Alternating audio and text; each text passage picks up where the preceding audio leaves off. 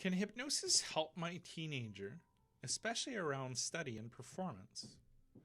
Hi, this is Joe Brito. I'm a psychotherapist, hypnotist, coach that lives and works in Sudbury, Ontario, Canada. I'm also the son of a 6-year-old. And I can tell you firsthand, having worked with clients and students on a college campus. So I was a campus counselor from 2013 to 2015 and saw lots of students who experienced lots of performance anxiety prior to an exam or prior to a test. And what would happen is that they would spend a lot of time studying and doing all the right things in order to prepare for the test or exam. But what they found themselves feeling, thinking, is when it came time to the examination period, they were just blank, couldn't remember anything, even though they had invested time. And so what I'm going to teach you here today is just a very simple technique or routine that you can implement or suggest to your kids to implement that is very easy and effective. So the first is to create a consistent study area. So what that means is if they say they have, they're studying for an English exam, well, make sure it's in the same room. So let's say that's at the kitchen table. If they study for biology, let's say that's in the bedroom, that the environment is consistent. Now, the second thing that I would suggest to them is to do some training around relaxation. Now, how I typically do that or suggest for clients is through the use of Hypnosis MP3s. Now, I have a link to one below, which is called Managing Anxiety, but what I find is anytime that you can train a client to be able to acquire a state of focus, their ability to recall goes up significantly. So in the student that I'm thinking, what we did is I got her to relax, and her trigger was simply the sound of the click of a pen because that had been installed as an anchor for her. So by the sound of the pen, she was able to feel calm and relaxed and in control. Calm, confident, and in control was really the suggestion that I had given her over and over again. So the click of the pen allows you to stay calm, confident, and in control, knowing that you'll be easily able to recall all the things that you need to get great grades on this test. Now, the next thing that's really important, we were talking about the environment in which she studies. Now, how the brain works is, I'm going to take my glasses off so you see less of a glare off of my screen. But when we look up, or we glaze over dead center, so that's what that looks like, looks kind of creepy. That is when we are in the visual center of the brain. Now, this is accurate with about 75 to 80% of the population.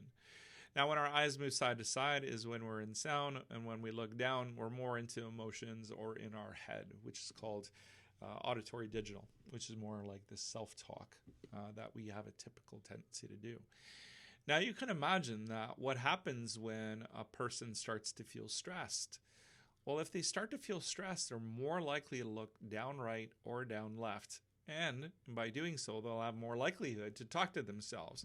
And most of the time when you're in a test and can't remember what's going on, the language that you use with yourself is not very positive.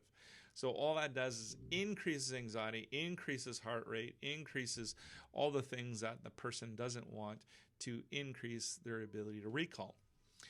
So instead, again, with the click of the pen, you're going to feel nice and relaxed as you are in my office.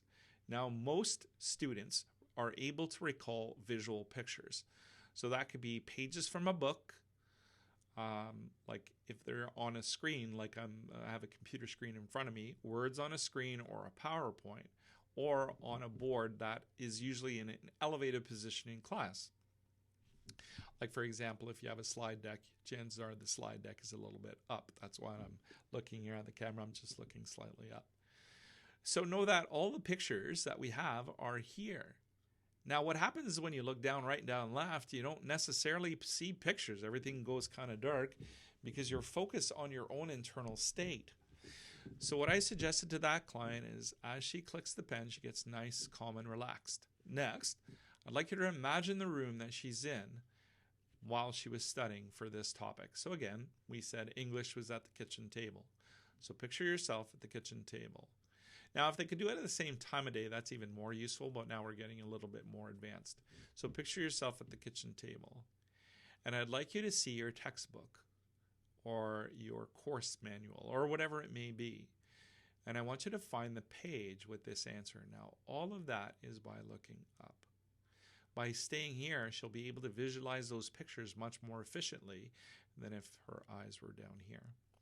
I've done that with several students, and they were able to, again, recall a lot more effectively. What I've said to parents before is, I can't take a student that's not prepared for the exam and make them a good student, but I can take a good student and release the natural abilities that they have within themselves.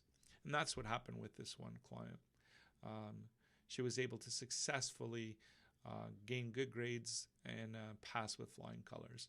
And we also did some future pacing, and future pacing is seeing yourself walking out of that examination area, having been successful and able to celebrate that good grade. See yourself there now.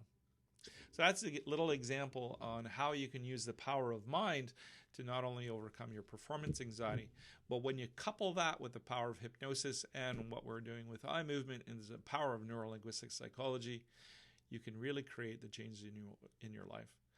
So I have a course called Managing Anxiety. If that's of interest to you, techniques like these are demonstrated where you can really create positive changes in your life.